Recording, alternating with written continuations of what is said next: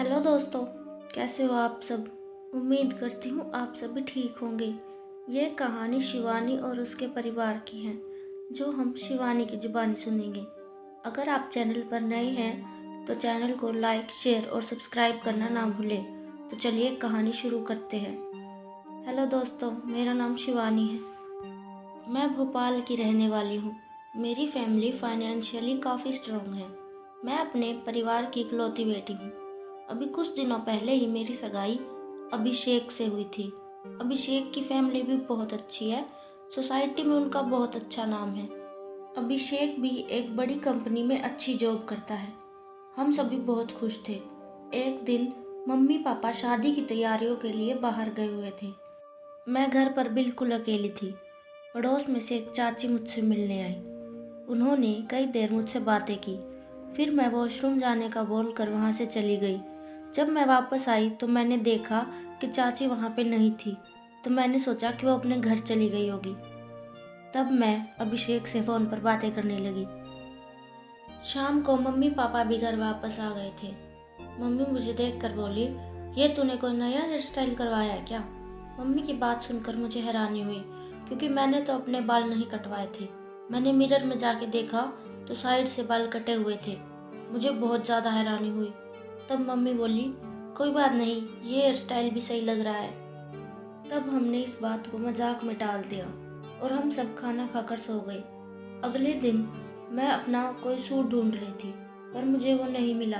तो मैंने मम्मी को आवाज़ देकर पूछा, मम्मी मम्मी मेरा पिंक सूट कहाँ रखा है। तब मम्मी बोली, बेटा यही कहीं रखा होगा, तू कोई और पहन ले, मैं उसे बाद में ढूंढ दूंगी। तब मैं दूसरे कपड़े लेकर रेडी होने चली गई। तभी मुझे ऐसा लगा जैसे मेरे अलावा भी कमरे में कोई और है। तब मैं कमरे में जाकर यहाँ वहाँ देखने लगी, पर कोई नहीं दिखा। तभी मुझे एक काली सी परछाई खिड़की से बाहर जाती हुई दिखाई दी। तो मैं चिल्लाकर पूछने लगी, कौन है वहाँ पे। तब मेरी आवाज़ सुनकर मम्मी भी ऊपर आ गई। मम्मी मुझसे पूछने लगी, क्या हुआ बेटा, तू ऐसे क्यों चिल्ला रही थी। तब मैं बोली, मम्मी मेरे रूम में कोई था।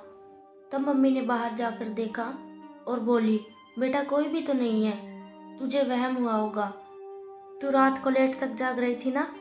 फिर मम्मी बोली, मुझे तेरी तबीयत भी ठीक नहीं लग रही है, तू थोड़ा रेस्ट कर ले। फिर मैं थोड़ी देर के लिए सो गई। अचानक मुझे ऐसा लगा जैसे कोई मुझे बुला रहा है, कोई मेरा नाम ले रहा है, शिवानी शिवानी। तभी मुझे वहाँ पर एक काली डरावनी सी परछाई दिखी। उसके लंबे लंबे बाल थे, उसकी आंखें एकदम लाल थी। मैं उस परछाई को देख के डर से उठकर बैठ गई।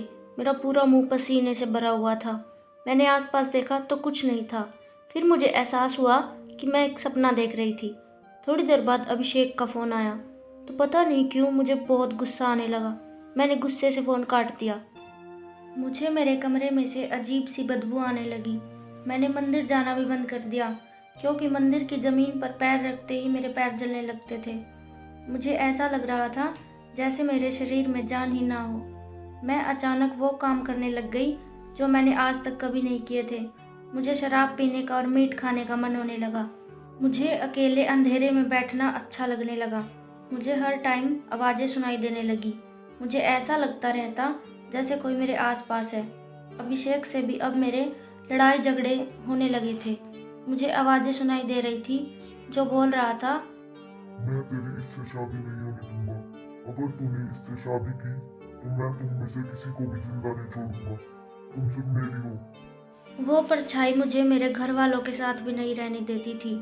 घर वालों ने मुझे बहुत बार मंदिर ले जाने की कोशिश की, लेकिन वो परछाई मुझे मंदिर में नहीं जाने दे रही थी। एक दिन अभिषेक मुझसे मिलने आया। हमने थोड़ी देर बातें की, तभी मुझे आवाज़ आने लगी। अगर ये अभी के अभी यहाँ से नहीं गया तो मैं इसे जान से मार दूंगा। तब मैंने अभिषेक से रिक्वेस्ट की, तुम प्लीज़ जाओ यहाँ से, वो तुम्हें जिंदा नहीं छोड़ेगा। तब अभिषेक बोला, तुम किसकी बात कर रही हो, यहाँ पे कोई भी तो नहीं है। ये बात मुझे बाद में अभिषेक ने बताई कि उस टाइम मेरी आंखें अपने आप ऊपर हो गई और मैं अजीब सी आवाज़ में उससे बात कर रही थी।